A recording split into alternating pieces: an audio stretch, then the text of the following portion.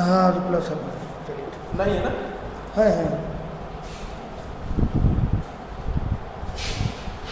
یہ دیکھیے ایک ہی دن میں ٹوٹ گیا یا نکل گیا کیا ہے؟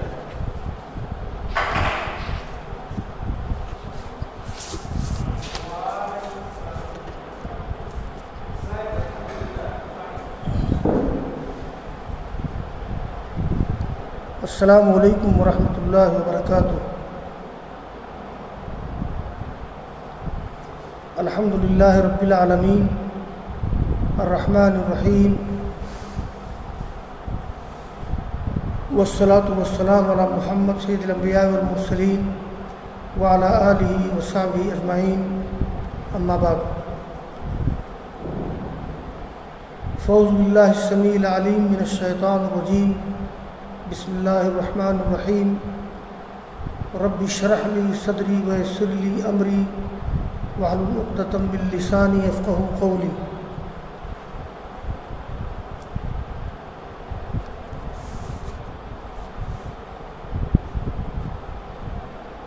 عزیز طلباء، آج کے درس کا تعلق مباحث فی علوم القرآن سے ہے۔ آج کے سبق میں ہم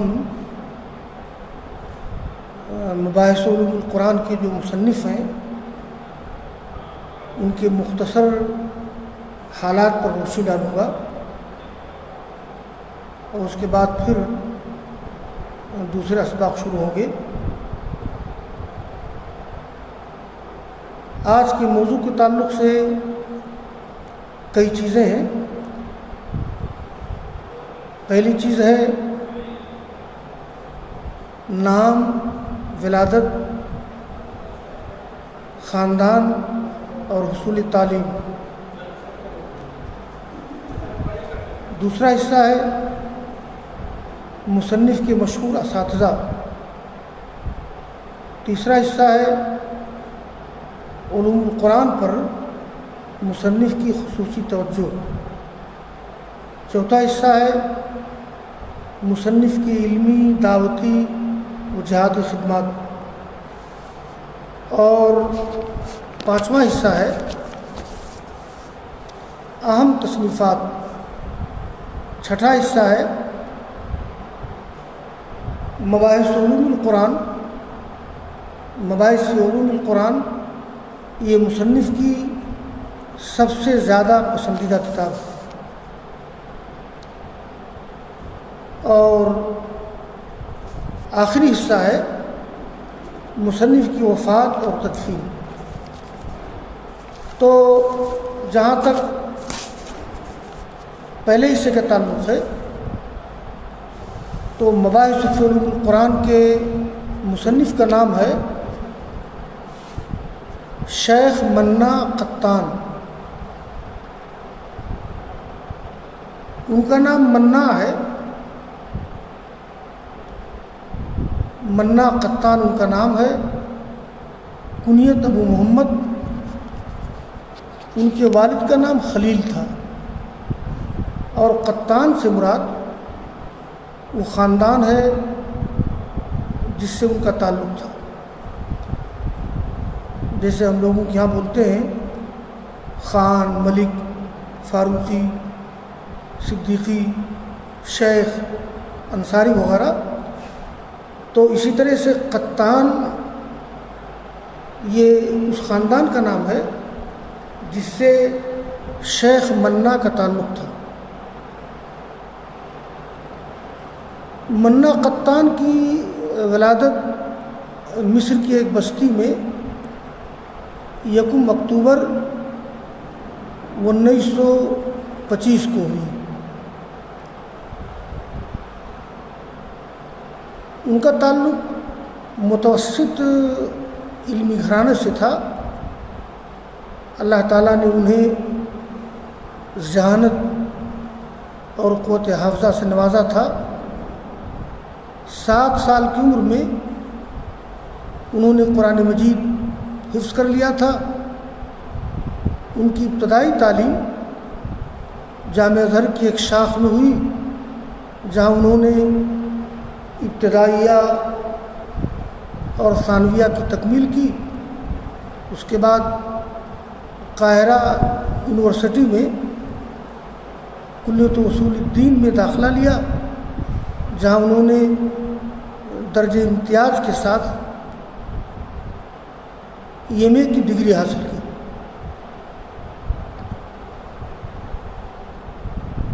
شیخ منا قطان کے بہت سے اساتذہ ہیں شروع سے آخر تک. میں ان کے مشہور اساتذہ کے نام بتا رہا ہوں. ان کے مشہور اساتذہ میں شیخ عبدالرزاق عفیفی، شیخ عبدالمتعال سیف النصر، شیخ علی شلبی یا شلبی، شیخ محمد زیدان، ڈاکٹر محمد البہی اور ڈاکٹر محمد یوسف موسیٰ وغیرہ.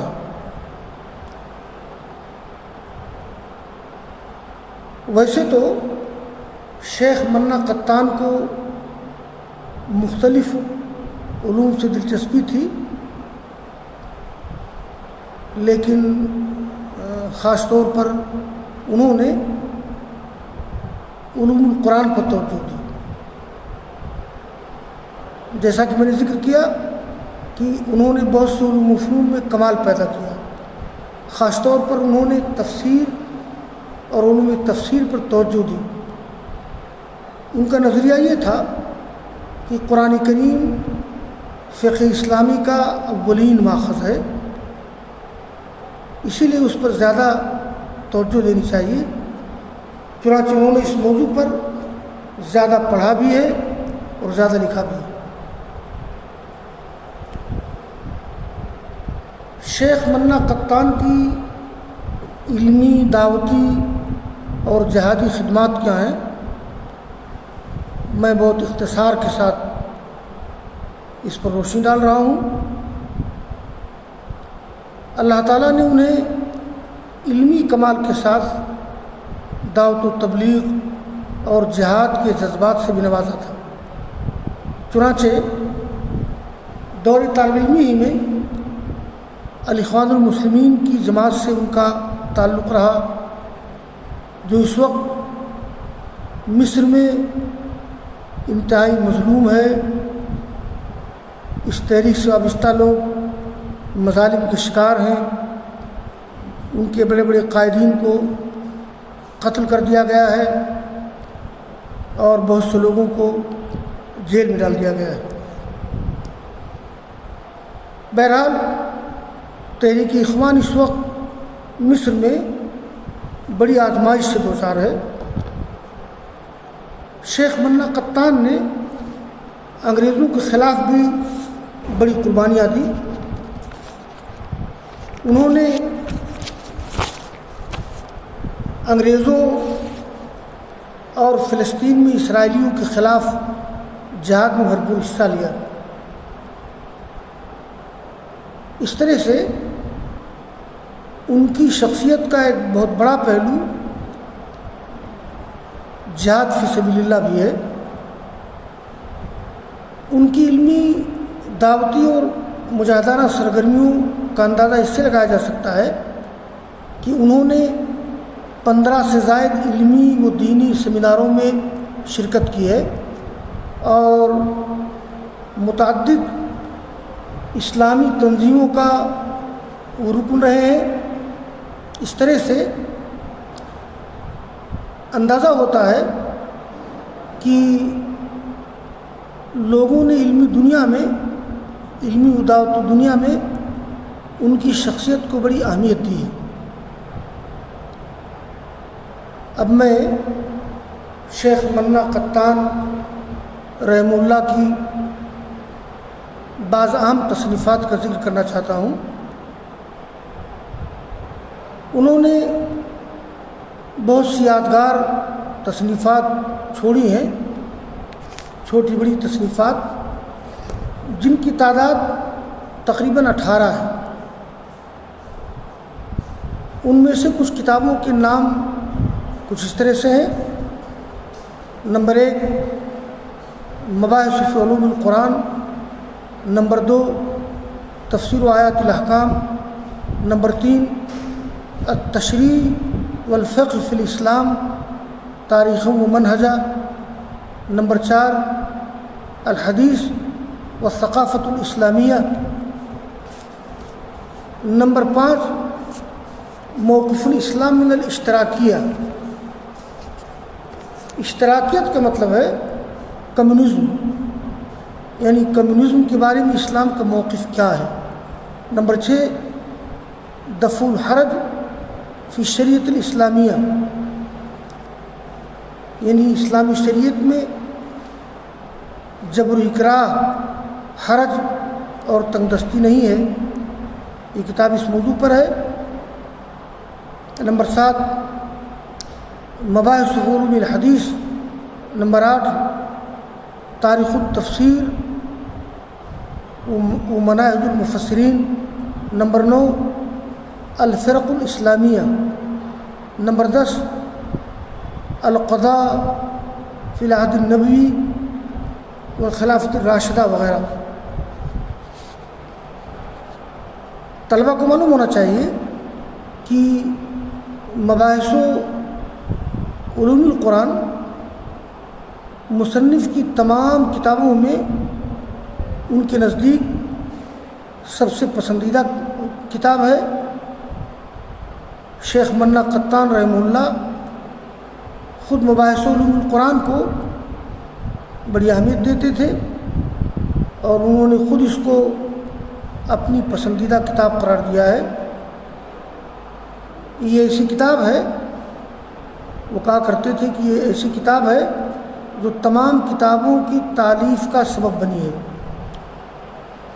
اس لیے کہ زیادہ تر کتابیں شیخ منا قطان رحمہ اللہ نے زیادہ تر کتابوں سے پہلے یہی کتاب لکھی ہے۔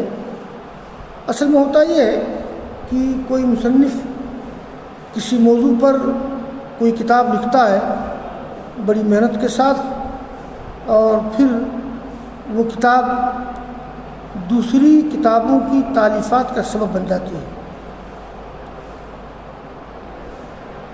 ایک بات قابل ذکر یہ ہے کہ شیخ منا قطان رحمہ اللہ نے مباحث علوم القرآن اس وقت لکھی ہے جب وہ جامعۃ الامام محمد بن سعود الاسلامیہ